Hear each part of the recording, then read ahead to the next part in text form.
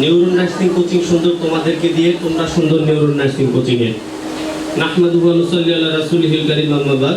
অধ্যকার আয়োজিত 2025 সালে নার্সিং ভর্তি ইচ্ছুক শিক্ষার্থীদের সমাপনী ও দোয়া অনুষ্ঠানে উপস্থিত নার্সিং জগতের উজ্জ্বল নক্ষত্র এইসাল হাসিব স্যার এবং সাইফ স্যার থেকে শুরু করে বাংলাদেশে দ্বারা মেধা তালিকায় প্রথম হয় প্রতি বছর। আপনারা জানেন 2022-23 শিক্ষাবর্ষে প্রথম হয়েছিল ইশরাত জাহান নেবী, 2024-এ প্রথম হয়েছিল শারমিন আক্তার।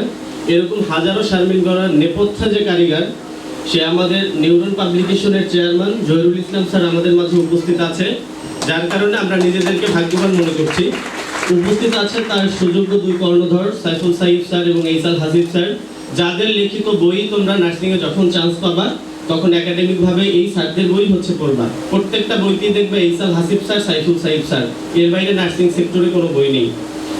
তো ঢাকা থেকে এতদূর তোমাদের সাথে কথা বলার জন্য আসছি, একটু কাইন্ডলি একটু রেসপন্স করবা। একেবারে শেষ সময় আছি আমরা, বিগত 7 থেকে 8টা মাস আমরা কষ্ট করেছি। আমাদের যারা হচ্ছে প্যারেন্টস আছে তাদের টাকা পয়সা নষ্ট করেছি, নিজেরা 7-8 মাস অনেক কিছু স্যাক্রিফাইস করে এই কোচিং সেন্টারের পিছনে লেগেছিলাম শুধু একটা মাত্র কারণে, নাকি এই খুলনা বিভাগে জেলার সংখ্যা 10টা, তাই না? এখানে 10টা জেলার থেকে হচ্ছে স্টুডেন্ট আছে, প্রত্যেকে আলাদা আলাদা মায়ের সন্তান, কিন্তু এই কোচিংয়ে ভর্তি হওয়ার পরের দিন থেকে আমাদের স্বপ্ন তো একটা, নাকি সবার তো একটাই চিন্তা যে সরকারি কোনো নার্সিং কোচিং সেন্টারে চান্স পাওয়া। এমন তো কারো ইচ্ছা ছিল না যে টিটিপি বোঝেন না, 10-এ পাস 40 পেয়ে একটা বেসরকারি নার্সিং কলেজে পড়বেন, এরকম কারো ইচ্ছা ছিল না।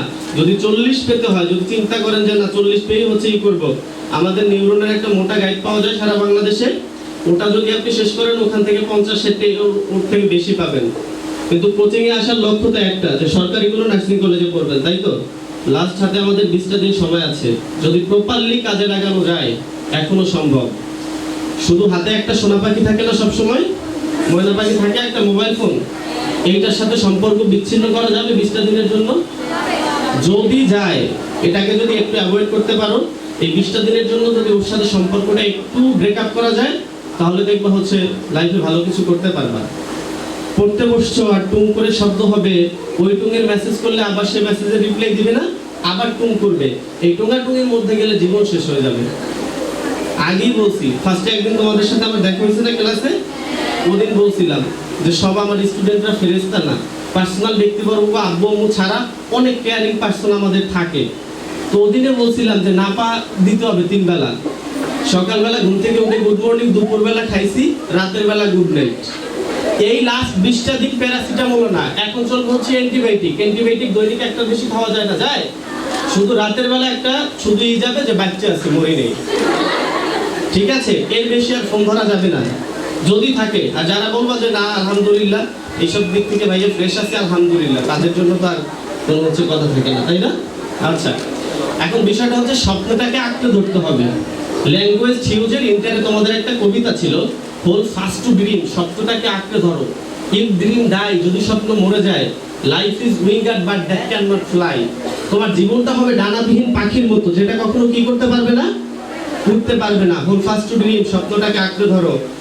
ইফ ড্রিম ডাই, যদি স্বপ্ন মরে যায়, লাইফ ইজ ব্যারেন ফিল্ড, তোমার জীবনটা হয়ে যাবে অনুর্বর জমির মতো, যেখানে তুমি কোনোদিন কিছু কি করতে পারবা না, ফলাতে পারবা না। তোমার স্বপ্ন হচ্ছে সরকারি একটা নার্সিং কলেজে চান্স পাওয়া। 20টা দিন হাতে সময় আছে, প্রপারলি কাজে লাগাও, সময়টাকে মূল্য দাও। ভাগ্য বলতে আসলে আমাদের ধর্মীয় একটা আছে যে ভাগ্যের লিখন না যায় খণ্ডন, তাই না? কিন্তু এতটা মানে হচ্ছে না, সৃষ্টিকর্তা এটা বলেছে যে তুমি তোমার মানে বেস্টটা দিয়ে ট্রাই করো, শেষ ফলের জন্য আল্লাহর উপরে তাওয়াক্কুল করো। বুঝতে পেরেছো বিষয়টা? এমন না যে তুমি খাটের উপরে শুয়ে শুয়ে চিৎকারে থেকে তুমি হচ্ছে